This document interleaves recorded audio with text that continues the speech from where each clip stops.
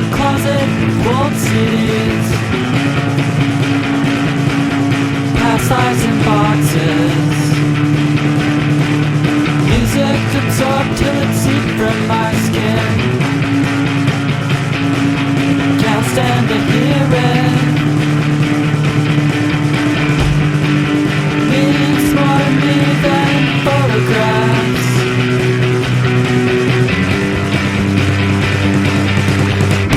Pictures of backyard and northern sunsets are all that exist in my mind. Freshly cut lines and daytime sprinklers, spider webs on a gray wooden fence. I remember the comedian.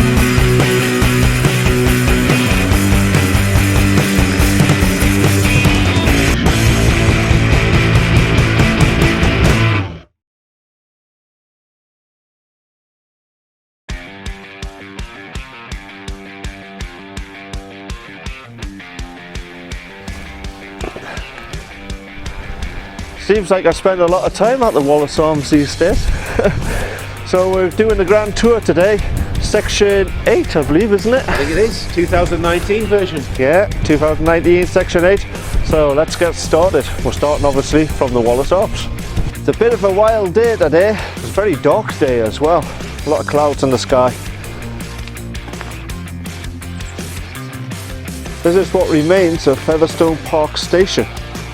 It was built in 1851, initially to serve the coal miners in the area, but also to serve the local hamlet and the castle as well, that we're going to see.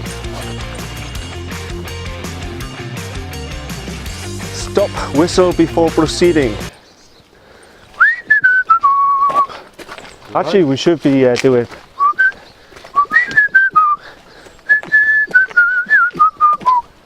And that will have relevance soon. The roll catcher's been out again.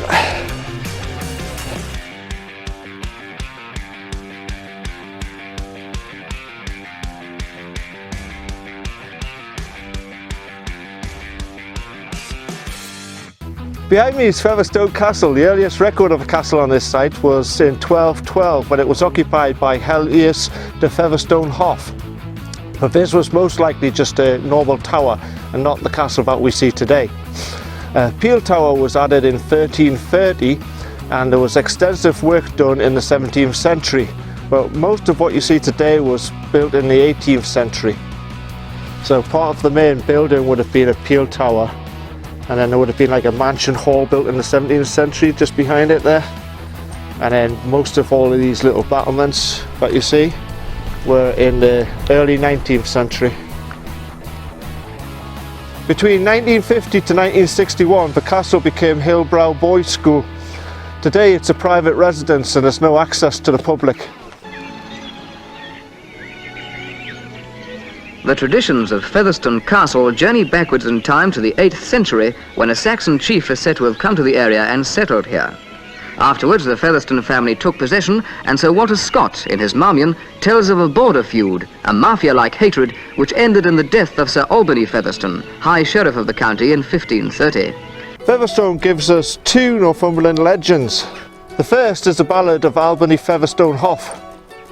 Sir Albany was the High Sheriff of Northumberland, and on the 24th of October 1530, he was murdered by Nicholas Ridley of Unfank Hall and Hugh Ridley of Harden in a border dispute. We went to Unfank Hall on the last section. This here is Unfank Hall. The second legend is the story of Abigail. Abigail was the daughter of the Baron of Featherstone Hoff and his only child. She was in love with one of the Ridleys, but her father forbid the courtship. The Ridleys and the Featherstone Hoffs had a turbulent past. So her father made her marry her cousin, Sir Timothy Featherstone Hoff. After the wedding party was returning to the castle when the Ridleys stepped out in front of them and a battle ensued. Timothy went to kill Abigail's lover, and Abigail threw herself in front of the blade, and it killed Abigail instead. Ridley was pierced through the heart, and his blood poured into a hollow stone, which was feasted upon by ravens. Sir Timothy in grief fell on his sword. Meanwhile, the Baron was back at the castle awaiting the guests for the feast. But what greeted him was a ghostly procession of the wedding guests. Ever since, on the 17th of January, the ghostly procession can be witnessed entering the castle. Today is the 12th of January, so we have to come back in 5 days' time to see the ghosts. No ghost walks here, but one feels that the history of blood and battles long ago is strong enough to promote one.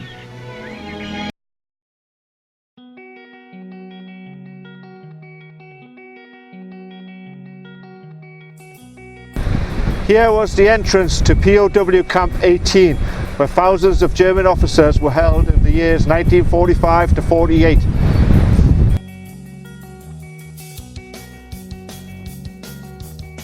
Welcome to P.O.W. Camp 18.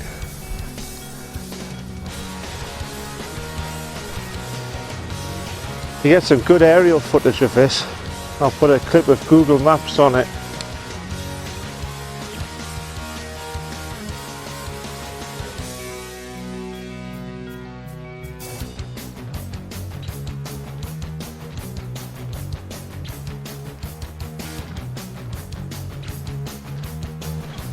There was originally an army camp in this vicinity in the First World War for British soldiers training.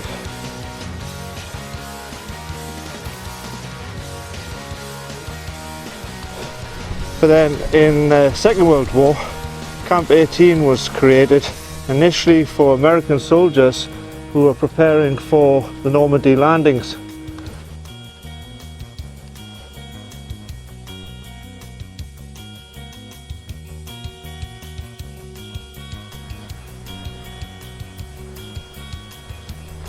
Between 1945 and 1948, it was used for rehabilitating Nazi officers after the war.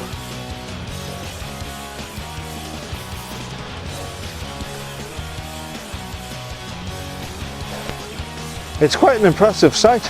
You can actually see quite a lot on the ground. Unfortunately, the camera's not going to pick it up. As I said, it's probably going to be better with a satellite image or a drone.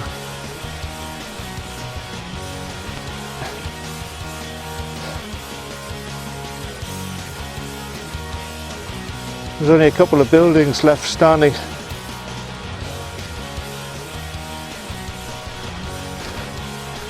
It's definitely worth a visit. We're on the Daft as a Brush Trail still. Naturally, because this is the South Tyne below there.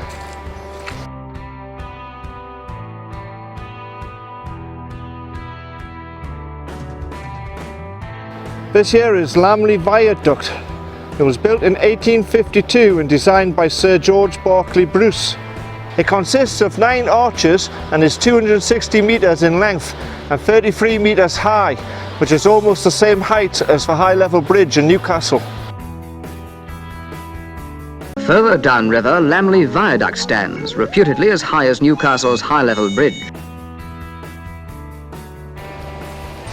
It formed part of the Alston to Haltwhistle branch line. Wow. It is wow, isn't it? That is tall when you see that and narrow. I almost don't like standing under that. We're going to walk over the top of it soon. We're going to leave the main path to follow this track that goes up to the top so we can go over the top of the viaduct. But this hill here used to be called Castle Hill, and it was the site of an old motte before they destroyed it when they built the bridge. I doubt you'll catch this on the camera, but it's really steep going up there. It's a bit challenging getting up there, and then when you get to the top you've got to get past this fence. So if you think it's too much for you, just use the footbridge instead below.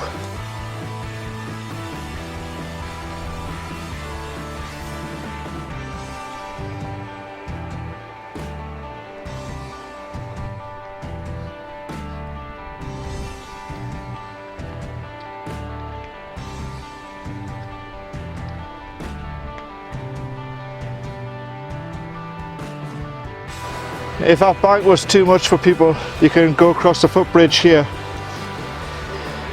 and there are steps that go up the side here. The railway was closed in 1976 and was originally built in order to gain access to the coal and lead mine fields that were in this area. Okay, we're going to do something really daft. Picked up a stone from the bottom, and we're going to drop it back down into the river.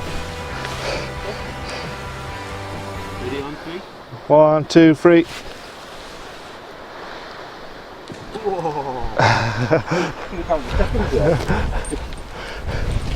Quite a long time, wasn't it?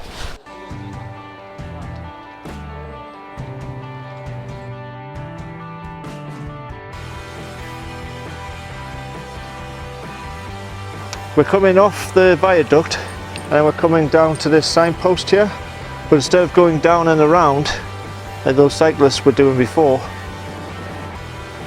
we're going up here because we're going to Lammle.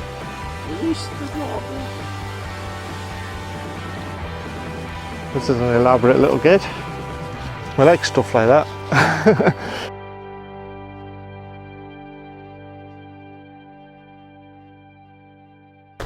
Visits the lovely hamlet of Lammle. It was once the site of a 12th century Benedictine nunnery. It was burnt to the ground by William Wallace in 1296 and it was restored in 1508 but dissolved by Henry VIII.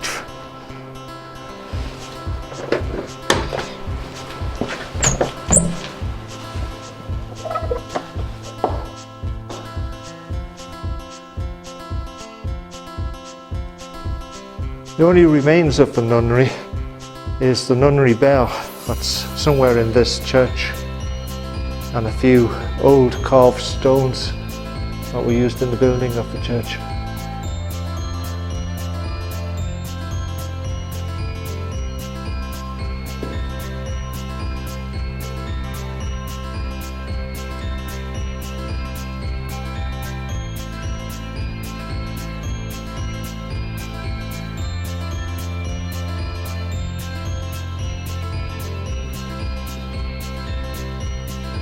The church is dedicated to St Mary and St Patrick. I wonder if that's the bell on the nunnery. And this bell here was cast in America. It's only one of 2 bells in the Diocese of Newcastle that was made in a different country. And the village dreams of yesterday's events while a man reads of today's news.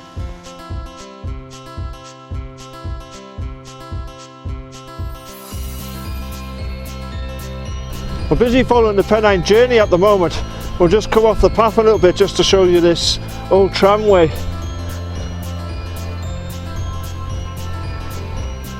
It used to connect the coalfields with the Alston to Haltwhistle line.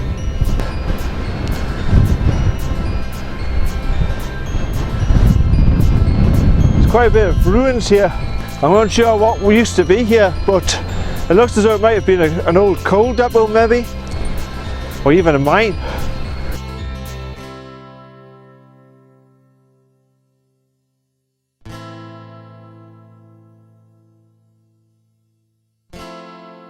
Okay, so where we were before was actually an old mine.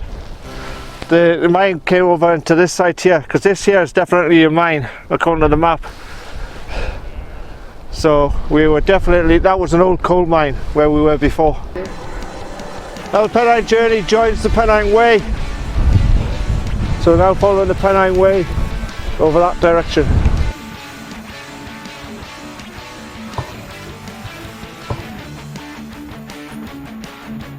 It's the Pennine Way marker. It's very boggy ground on the Pennine Way.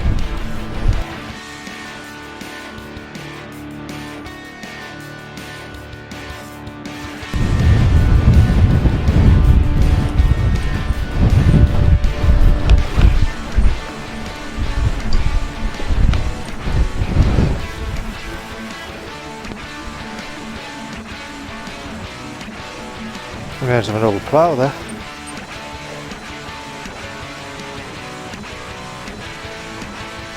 They look like arrow slits, don't they? They do, yeah. I wonder if this was a bastille once upon a time, maybe. or if it was just a barn. That looks more like a barn, to be honest. An old barn.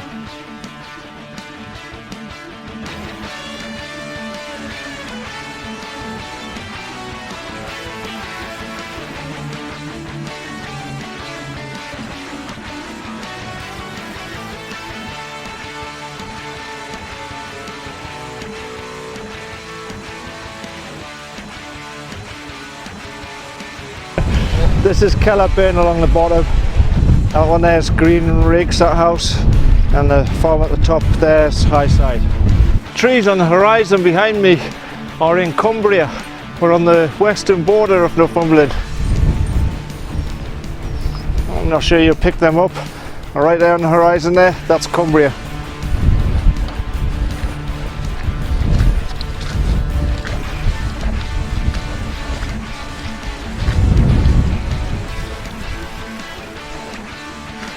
Very boggy indeed.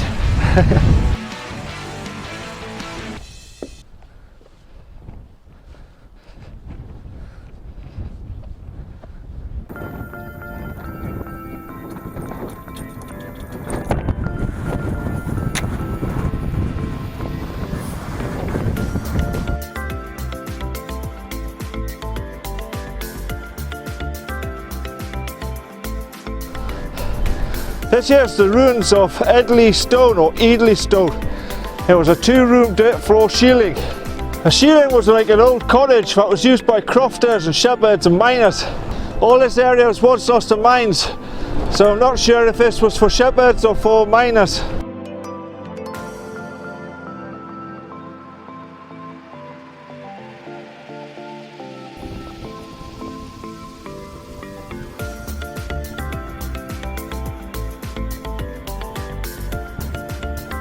The summit of Black Hill, everybody. Unfortunately, it's not listed top. It's pretty desolate here.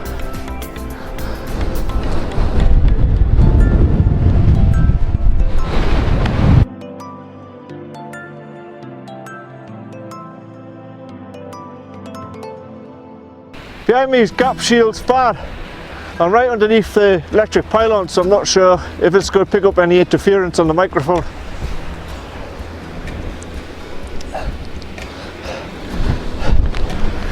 There was a couple of coal mines up there, a couple of quarries over there, so I'm not exactly sure whether this building was for the mines or for the quarries. Of course, it could always be for both. Along this track are the remains of old quarries and old coal mines. There's an old quarry there. These are the old buildings here. The weather's turned really wild now. It's a proper storm. When you get to here, the Pennine Way goes this direction. Pennine Journey goes this way, and the Grand Tour keeps to the road. When you come this way, there's lots of old coal mine workings. It's probably a good idea to have a look around them. Unfortunately, we're stuck in a storm at the moment and Neil's keen to get out of it, so we're having to put the pace on a bit. It's nice to be out of the storm and in the shelter of the woods. It's very rough going once you leave that little bit of track, but if you follow the map, it's soon signposted and there's markers to help you. There's a little cave there, and what would have been a real nice waterfall. The stream's all but dry because of the forestry work above it. They must have diverted the stream, and what they've left is this lovely little grotto.